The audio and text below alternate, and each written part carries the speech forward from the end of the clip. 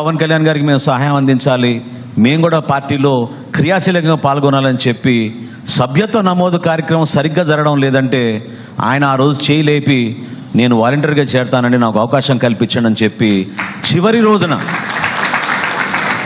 ఇది చివరి రోజున, ఆ రోజు సభ్యత్వ నమోదు కార్యక్రమం చివరి రోజున ఆయన వారి భార్య ఇద్దరు కూడా కలిసి ఆ వార్డులో ఆ డివిజన్లో పర్యటించి 50 సభ్యత్వాలు ఒకే రోజున వాళ్ళు కష్టపడి చేశారు.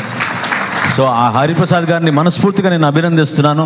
మరొకసారి మనం ఈ సభ్యత్వ కార్యక్రమం నమోదు చేసుకున్న సందర్భంలో మొదటి సభ్యత్వం ఆయన చేతుల మీదుగా చేద్దాం. మన పార్టీకి ఎంతో ఆదర్శవంతంగా నిలబడ్డారు. ఎక్కడ ఏ సందర్భంలో కూడా ఆయన వచ్చి ఒక పదవి గురించో దేని గురించో కాదు, మౌనంగా దూరంగా కూర్చుని పార్టీ కోసం మనం బాగుండాలి, పవన్ కళ్యాణ్ గారు బాగుండాలనే ఆలోచనతోటి నిలబడిన వ్యక్తి. మనస్ఫూర్తిగా వారిని మీ అందరి తరఫున మరొకసారి ఆయన అభినందిస్తున్నాను. అదేవిధంగా స్థానికంగా మనం పోటీ చేయాలనుకున్నా కూడా అన్ని సీట్లలో పోటీ చేసే అవకాశం ఈ పొత్తు వలన భవిష్యత్తు దృష్టిలో పెట్టుకుని మన పార్టీ అధ్యక్షులు తీసుకున్న నిర్ణయాన్ని మీరందరూ కూడా గౌరవించాలి. ఎందుకంటే ఎంతో ఆసక్తితోటి మనకి మంచి యువ నాయకత్వం ఉంది. యువ నాయకత్వం నేర్చుకోవాలి, అనుభవం తెచ్చుకోవాలి, నిలబడాలి. ఎన్నికలంటే ఏ విధంగా మనం ప్రిపేర్ అవ్వాలి, ఏ విధంగా మనం మంచి వ్యూహం వేసుకోవాలని మీరు సిద్ధం అవ్వాలి. ఎందుకంటే నెక్స్ట్ పెద్ద అడుగు మనం వేయబోయేది స్థానిక సంస్థల ఎన్నికలు.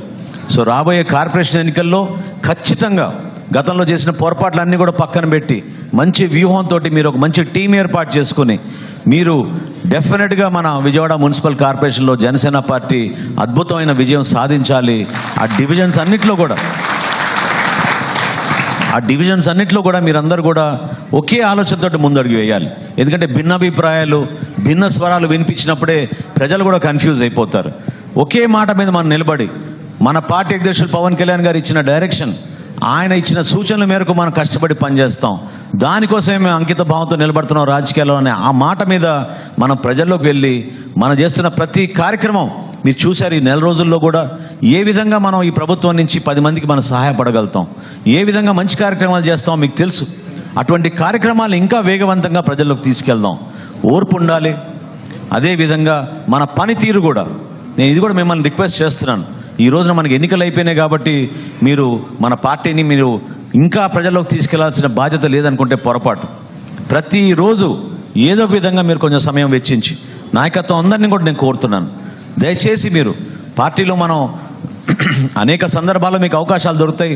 చాలామంది నామినేటెడ్ పోస్టుల గురించి చాలా తపన పడిపోతున్నారు, హడావుడి చేసేస్తున్నారు.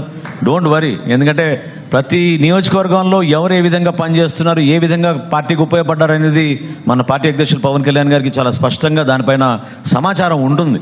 మీరు